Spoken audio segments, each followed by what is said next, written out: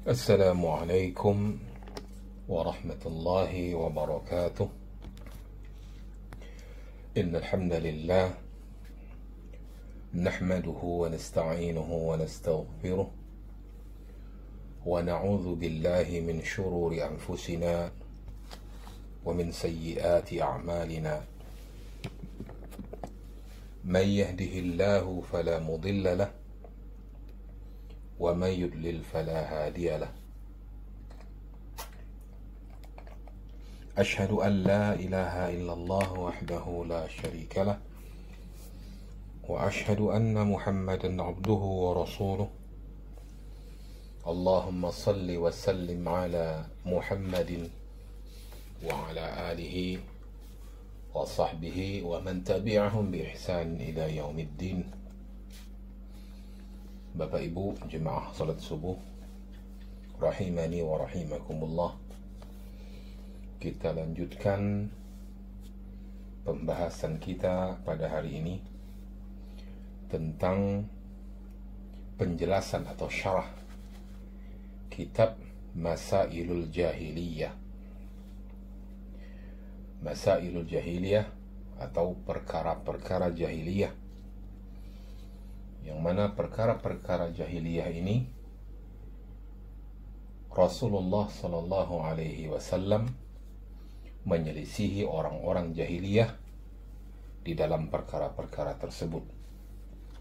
Jadi semua perkara yang disebutkan di dalam kitab ini adalah perkara-perkara yang buruk, karena kita perlu mengetahui perkara-perkara tersebut untuk kita bisa menghindar dari perkara ini. Dan kita masuk ke perkara yang ke-44, Al-Mas'alatul Rabi'atu wal Arba'un.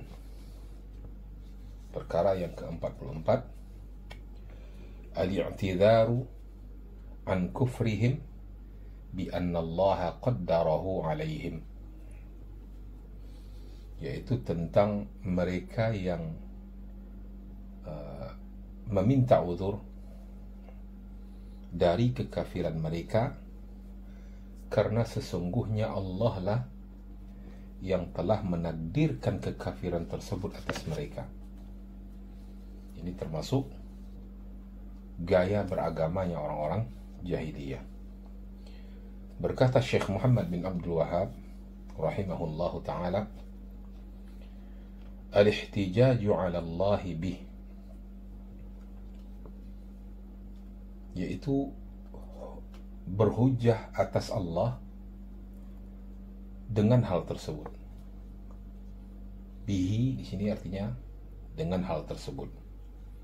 Sementara hi di sini merujuk kepada takdir Allah. Kemudian perkataan ini dijelaskan atau disyarah oleh Syekh Salih Al-Fauzan hafizahullah ta'ala. Beliau mengatakan, ay al-ihtijaju 'ala Allah subhanahu wa ta'ala bil qadar. Maksudnya adalah berhujjah atas Allah subhanahu wa ta'ala dengan takdir. Jadi orang-orang jahiliyah ini, mereka mencari alasan di hadapan Allah subhanahu wa ta'ala dengan takdir. Wa annahum ma'dzurun fi kufrihim wa ma'asihim, dan bahwa sesungguhnya mereka patut diberi uzur di dalam kekafiran mereka dan maksiat-maksiat mereka. Li'anna Allah qaddara dzalika 'alaihim, karena sesungguhnya Allah lah yang telah menakdirkan hal tersebut atas mereka. Jadi menurut orang-orang jahiliyah, mereka itu pantas diberi uzur atas kekafiran mereka, atas kemaksiatan mereka yang mereka lakukan, karena maksiat dan kekafiran itu merupakan takdir Allah yang Allah tetapkan untuk mereka. Ini salah satu keyakinan orang-orang jahiliyah. Wallahu jalla wa'ala ma taraka lahum hujjah. Padahal Allah jalla wa'ala tidak meninggalkan bagi mereka sebuah hujjah, sebuah alasan. Bal innahu a'tahumul ikhtiyari. Bahkan sesungguhnya Allah itu telah memberi kepada mereka ikhtiar, yaitu pilihan-pilihan. Pilihan akan berbuat ketaatan atau berbuat maksiat, akan beriman atau akan kafir, akan mentauhidkan Allah atau akan melakukan kesyirikan terhadap Allah. Allah sudah terangkan, sudah memberikan pilihan-pilihan tersebut. Wa'atahum al-qudrah, dan Allah pun telah memberi mereka qudrah, yaitu kemampuan. Maksudnya adalah kemampuan untuk memilih di antara pilihan-pilihan tadi. Ya, mau memilih kafir atau mau memilih beriman. Tidak ada yang menghalangi mereka. Mau memilih melakukan ketaatan atau melakukan kemaksiatan. Mau memilih akan mentauhidkan Allah atau memilih akan berbuat syirik kepada Allah Subhanahu wa taala. Wa a'tahumul masyiah, dan Allah telah memberi mereka keinginan. Keinginan itu motivasi yang ada dalam diri mereka, Allah berikan, sehingga mereka akan condong kepada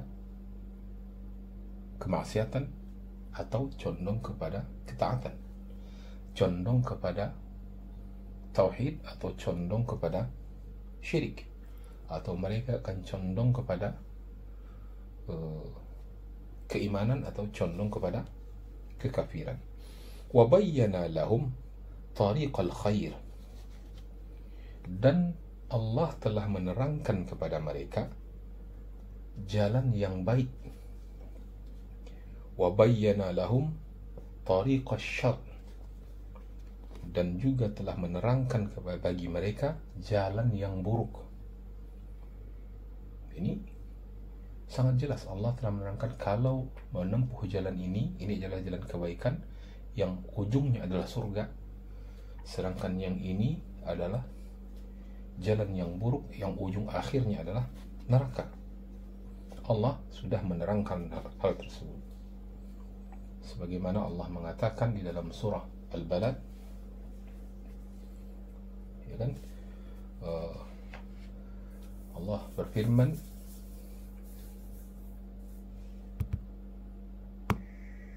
naj'al lahu 'ainain wa lisanan wa syafatain wa hadainahu najdain. Dan Allah telah menunjuki dia dua jalan, maksudnya adalah jalan yang kebaikan dan jalan keburukan. Wa a'tahum imkaniyatin yastati'una biha an yaf'alu aw yatruku, dan Allah telah memberikan mereka itu kemungkinan-kemungkinan, peluang-peluang yang mereka sanggup dengan peluang-peluang tadi atau kesempatan-kesempatan tadi untuk menentukan apakah akan melakukan atau akan meninggalkan. Walaisu mujabbirina ala ma yaqulun, dan mereka bukanlah orang-orang yang terpaksa sebagaimana yang mereka katakan. Wa aidan Allahu bayyanu annahu la yarda li'ibadihi al-kufr, dan juga Allah telah menerangkan kepada mereka bahwa dia tidak senang, ya, jika hamba-hambanya melakukan kekafiran. Qala ta'ala, sebagaimana firman Allah Ta'ala, wala yarda li'ibadihi al-kufr, dan dia tidak senang bagi hambanya kekafiran. Surah Az-Zumar ayat yang ke-7. Wa in kana qaddarahu wa sya'ahu falaysa min lazimil qadri ar-ridha. Dan jika Allah benar telah mentakdirkan dan menginginkan kekafiran tadi, ya, maksiat tadi atau kesyirikan tadi, falaysa min lazimil qadari ar-ridha, bukan berarti serta-merta itu adalah takdir yang Allah senangi. Fallahu yuqaddirul kufra wa huwa yabghaduh, karena Allah itu menakdirkan kekafiran sementara dia juga marah dengan itu, membenci kekafiran. Min ajali an yatamayyazan nasu ba'duhum min ba'd, dalam rangka agar manusia bisa berbeda antara satu atau sebagian dengan sebagian yang lainnya. Wa yatamayyaza as-sadiqu min al-kadhib, dan agar bisa berbeda orang yang benar dengan orang yang dusta. Wa yatabayyana al-mu'minu min al-kafir, agar menjadi jelas orang beriman dari orang kafir. Wa yatabayyana al-munafiqu min al-mu'min as-sahih, agar bisa berbeda jelas orang yang munafik dari orang yang beriman yang benar. Fallahu qaddara hadhihi al-umur al-makruha li hikmatin minhu subhanahu, maka Allah menakdirkan perkara-perkara yang dibenci tersebut, yaitu perkara kekafiran, perkara maksiat yang dilakukan oleh orang-orang jahiliyah ini, perkara kesyirikan, itu hal-hal yang dibenci oleh Allah, li hikmatin minhu subhanahu, ya, memiliki hikmah, ya, Allah memiliki hikmah dari perbuatan perkara-perkara tersebut subhanahu wa ta'ala. Ma qaddaraha abathan, dia tidak menakdirkannya dengan iseng, ya, dengan sia-sia. Kenapa? Di sini dijelaskan oleh Syekh Shalih Al-Fauzan, wa rattabal jazaa'a ala af'alihim allati yaf'alunaha bi ikhtiyarihim, karena dia, yaitu Allah, telah mempersiapkan balasan-balasan atas perbuatan-perbuatan mereka yang mereka melakukan perbuatan-perbuatan tersebut dengan pilihan mereka sendiri, bi ikhtiyarihim, ya.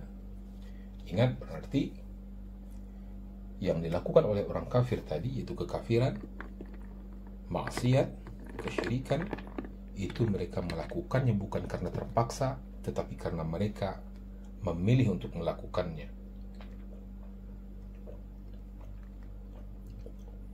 Walidzalikal majnun wal ma'tuh wal mukrah wan naim la yu'akhadun,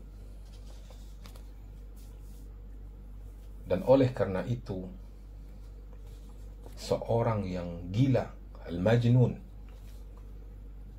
seorang yang terbelakang mental, al-ma'tuh, dan seorang yang dalam keadaan terpaksa, al-mukrah, wan naim, dan orang-orang yang tidur. Dan seorang yang tidur, la yu'akhadun, mereka tidak dihukum. Li'annahum laisa indahum ikhtiyari wa laisa indahum aqlun mahma fa'ala la yu'akhad.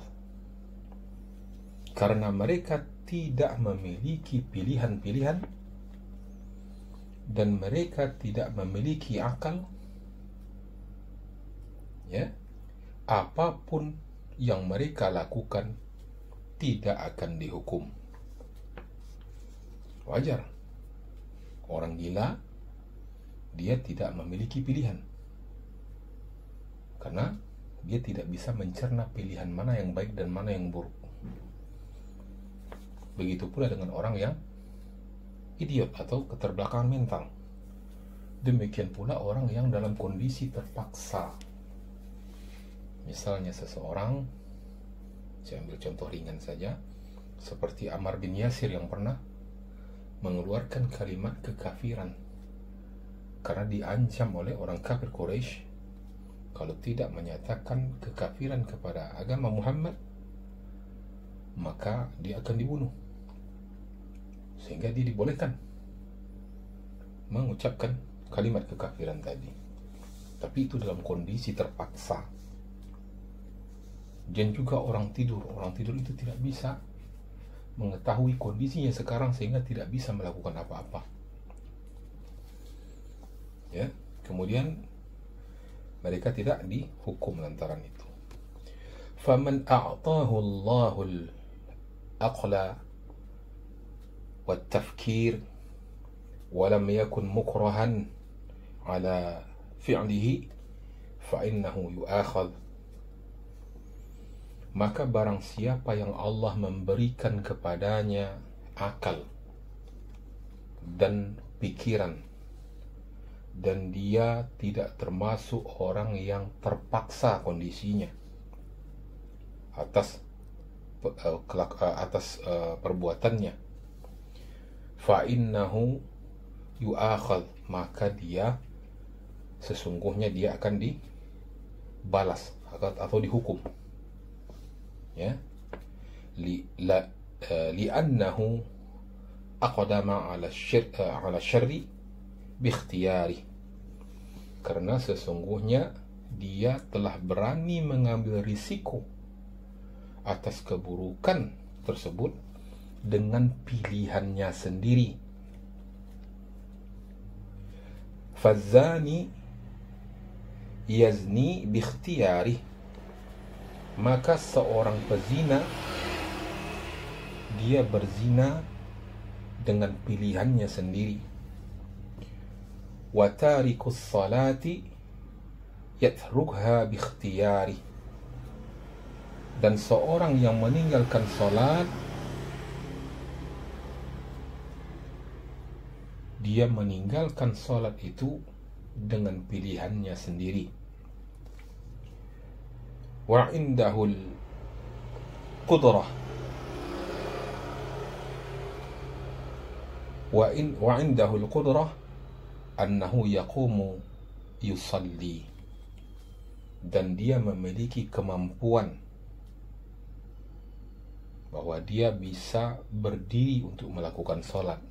Dia bukan tidak mampu, dia mampu. Dan dia juga punya tahu pilihannya, kalau sholat begini, kalau tidak sholat begini. Jadi dia menentukan sendiri, memilih akan sholat atau tidak. Wazani aidan buyyina lahu anna zina haram, dan juga seorang pezina juga telah dijelaskan kepadanya bahwa zina itu haram. Wa awaqibah, sudah dijelaskan kepadanya juga akibat-akibatnya. Wa khimah, dan bahayanya. Wa rattaballahu 'ala zina haddan radi'an, dan Allah telah menyiapkan, ya, atas perbuatan zina itu hukum had sebagai pencegahan. Wa arsala ar-rusula tanha 'anil syirki wal kufr. Dan dia telah mengutus para rasul untuk melarang dari perbuatan kesyirikan dan kekafiran. Nah, ini suatu hikmah lagi dari Allah. Tadi dikatakan bahwa Allah menakdirkan sesuatu yang buruk atau dibenci tadi itu memiliki hikmah di belakangnya. Ini disebutkan di sini hikmahnya.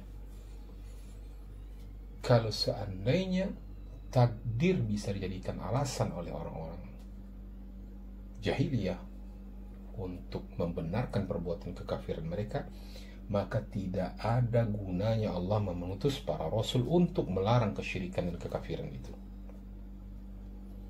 Ya, Syekh mengatakan, فَكَيْفَ يَحْتَجُّونَ عَلَى اللَّهِ جَلَّ وَعَلَى عَلَى مَعَاصِيهِمْ وَكُفْرِهِمْ وَشِرْكِهِمْ وَضَلَالِهِمْ. Lalu bagaimana mereka bisa berhujjah atas Allah Jalla wa'ala atas perbuatan maksiat mereka, kekafiran mereka, kesyirikan mereka, dan kesesatan mereka.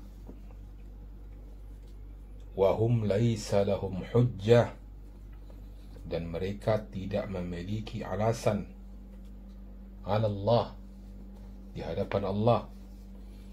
Wa innamal hujjatu lillahi alaihim. Yang ada hanyalah Allah yang punya hujjah atas mereka. Qul falillahil hujjatul balighah. Katakanlah, wahai Muhammad, maka milik Allah lah hujjah yang kuat. Surah Al-An'am ayat yang ke-149.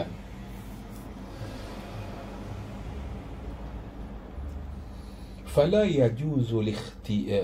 يجوز الاحتجاج بالقدر إلا على المصائب. Maka tidak boleh berhujjah dengan takdir kecuali atas perkara musibah. إذا أصابك مصيبة فلا تعجع. إذا أصابك مصيبة فلا تجزع. Jika sebuah musibah menimpamu, maka janganlah kamu sedih, janganlah kamu cemas, janganlah kamu merasa sial, ya. Waqul, dan katakanlah, hadza qadarullahi wa ma syaa fa'al. Ini adalah takdir Allah, dan apa yang Dia inginkan itulah yang Dia kerjakan. Itu yang Allah buat. Wa tasabbar wa tahtasib. Maka bersabarlah kamu dan harapkanlah pahala. Ammal ma'siyatu fala yahtajju 'alaiha bil qadar. Adapun maksiat itu tidak boleh, ya, yuhtajju 'alaiha bil qadar.